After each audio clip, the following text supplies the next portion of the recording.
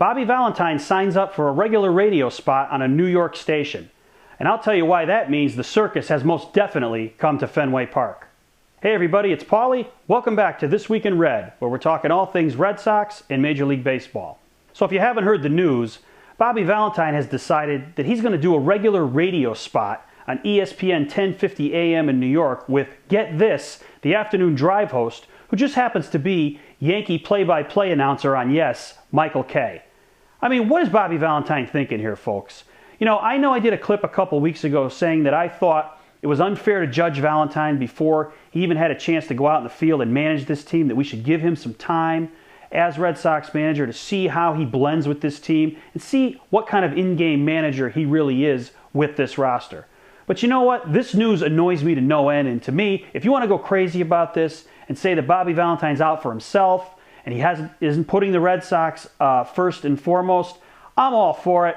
I'm off this guy's bandwagon. I didn't like this guy here to begin with. I didn't think the hire was a good one. I thought he was pushed on Red Sox Nation by Larry Lucchino himself because Ben Cherington really didn't want him here. And it's clear that Valentine has more at stake here than just the Boston Red Sox. So if he's not 100% invested in the team, why should I as a fan be 100% invested in backing up Bobby Valentine? And I'm telling you right now, I'm not. I don't care if this team wins the World Series this year. I am not a fan of Bobby Valentine, and I have no reason now to support him. To me, if this team wins this year, it will be in spite of him. I look back to the Dallas Cowboys in 1995 when Barry Switzer coached that team and won a Super Bowl. It was clear on that team that those players won that Super Bowl in spite of Barry Switzer, not because of him. It's because of guys like Troy Aikman, Emmitt Smith, and Michael Irvin that they were able to win a Super Bowl in spite of Barry Switzer and his buffoon act. And Valentine clearly is showing that he's a buffoon here. He's interested in being in the spotlight. He's interested in a media career. Well, if that's the case, he should have stayed at ESPN instead of taking this job. And where's Red Sox ownership in all this? They haven't said a word about this. To me, it's a joke. It's an absolute joke. They should not want this. It's a distraction to the team. I know it's only a half hour a week or whatever it is, but the fact that it's out of town is a joke. And it's not that it's New York.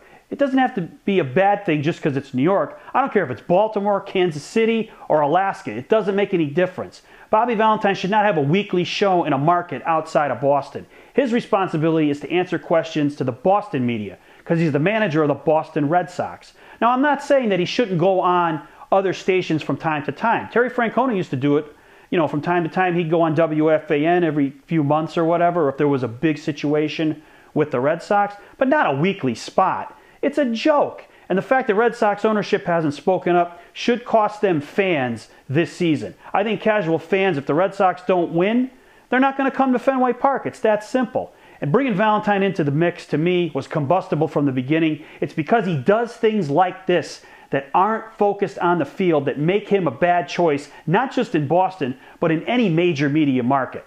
So to me, Bobby Valentine made a bad decision here, and I think it's going to be a bad decision for the Red Sox as a whole because it's going to give him a chance to run his mouth even more often. And with Bobby V, that usually gets in trouble. And for those of you that watch this show on Twitter, I hope you tweet this clip to everybody, every Red Sox writer you might follow or any newspaper you might follow. Tweet it. I want people to know that not just me, but a lot of people in Red Sox Nation do not like this move.